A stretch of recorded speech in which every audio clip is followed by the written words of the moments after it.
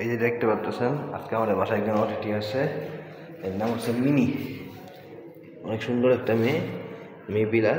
খা তুমি খাও, তোমার ডিস্টার্ব করবো না। গতকাল রাতে আসছে আমার কাছে। এক সপ্তাহ মতো আমার বাসায় থাকবে, আমার বাসায়। একটা খারাপ ঘটনা আছে, আমি বলি। খারাপ ঘটনা কি? কি হয়েছে? কি হয়েছে?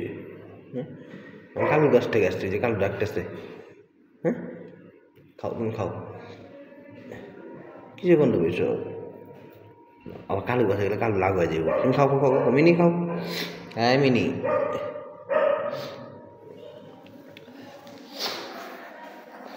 খাও খাও খাও, তোমার খোঁজা লাগবে না, তুমি খাও। ঘটনা হলে আমার বন্ধুর বিড়াল। ওই 3টা বাচ্চা আছে। কত মাস? 1-1.5 মাস হিসেবে বাচ্চাগুলোর বয়স।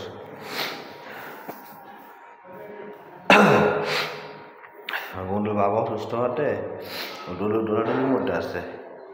গতকাল ঢাকার বাইরে চলে গেছে চিকিৎসার জন্য। ঢাকার বাইরে যাওয়াতে আন্ডা গেছে এই ও আর ওর বাচ্চাগুলো আনা গেছে। কি বলে, দেখাশোনা বলার লোক নাই, বাসায় হয়ে গেছে। বাচ্চাগুলোর অ্যাডাপশন দিব বলতেছিল অনেকদিন ধরে, লোক পাইতেছে না। ইমার্জেন্সিতে কী করা যায়? আর আমার বাসায় বিড়াল আনার অনুমতি নেই। যেটা কালো থাকে, কালো বিড়াল দেখতে পারে না, মারামারি করে। আর আমিও রাখতে পারি না, আমাদের একটা সমস্যা আছে বাসায়, অ্যালার্জি আছে, বিড়ালের পছন্দ থেকে। সো আমরা কিছুই করতে পারতেছি না। তো বুঝে আর কি, এত অনেক সমস্যা হয়ে চলে গেছে।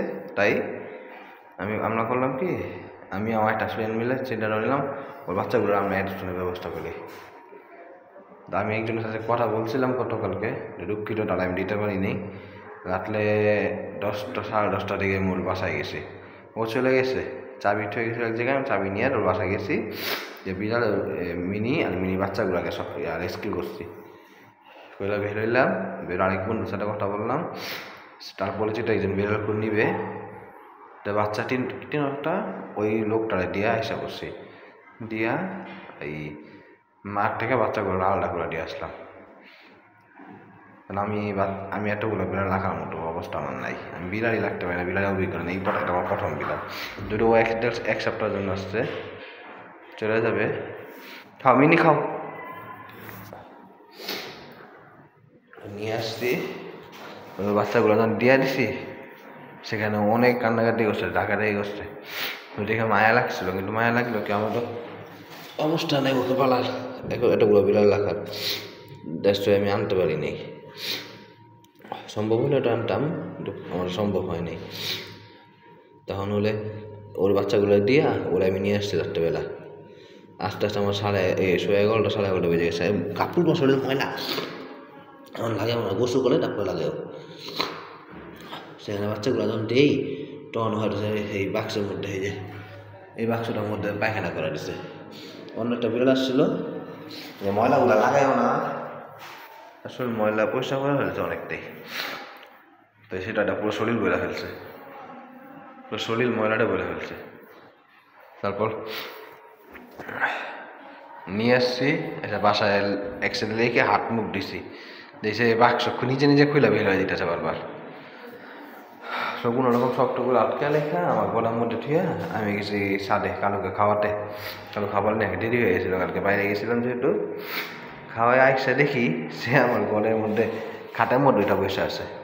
তো রাত দেখে গোসল করলেন, শরীর পুরোটা ছিল ওই পায়খানা দিয়ে বলা জায়গায়, এখন স্পট দেখা যায় ওই জায়গায়।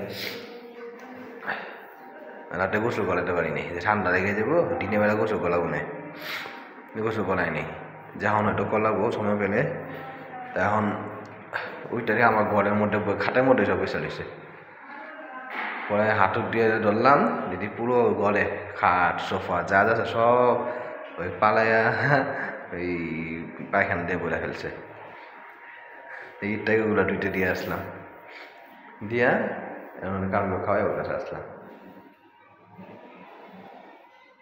খাবার দিয়ে গেলাম। এটা আমার বিড়াল পালার অভিজ্ঞতা নাই, কি খাই আমি বলতে পারি না। ওই জন্য ক্যাট ফুড নিয়ে আসছিলাম, ওই যে ক্যাট ফুড দিলাম। ক্যাট ফুড খা, ওর মালিক আসলে আবার ওর মালিকের কাছে দিয়ে আসবো। আমাদের কাছে এই 1 সপ্তাহ নয় আমার। মিনি মিনি আসো মিনি আয় আয় মিনি আয় ওদিন প্রসাব পায়না করতে পারে ওই যেখানে বালু দিয়ে এলাম বলে লাগছে বন্ধ করে পুরো চারদিকে বন্ধ যদি বাচ্চাটাকে আলাদা করে সে বেরিয়ে হয়ে যাওয়ার চেষ্টা করতেছে বারবার যদি উপরে আলো বাতাস ওই আলো একটু আসার জন্য জায়গা আছে তবুও ও বেরিয়ে হয়ে যাওয়ার লাস্টটা খুঁজতেছে বারবার যেটা বাচ্চা থেকে আলাদা করে নিয়ে আসছে যদি বাচ্চাটাকে খুঁজতেছে ডাকতেছে আমার কাছে সম্ভব না বলে বাচ্চাদের কাছে দিয়ে আসার জন্য আমি বাসা এলাকার প্ল্যান করছিলাম কিন্তু প্রসাব পায়খানা করে গেছে একটা খুলবে এখন কিন্তু কালকে যেটু পুরো গলটা নষ্ট করে ফেলছে আর বাসায় যেটু অ্যালার্জি আছে তাই রাখাটা সেফ মনে করিনি বাসাটা যে সব দিকে খোলা কোন দিকটা বের হয়ে যাবে বলতে পারতেছি না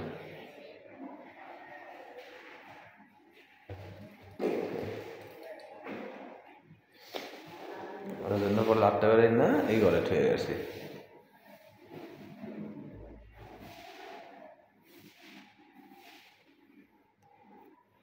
লেট হয়ে গেছি লাটতে কিছু খাবার দিয়ে গেছি যে মুরগিগুলা ইয়েটা দিয়ে গেছি আর ডিমগুলো লেগে গেছে এগুলো দিয়ে গেছি আবার এখন এসে দিলাম ওই পানিও দিয়ে গেছি আমার জমিটা খালি ছিল তাই আমার সুবিধা হয়েছে দেন চলে যাবো আবার দেখি সন্ধ্যা বেঁধে আসবো না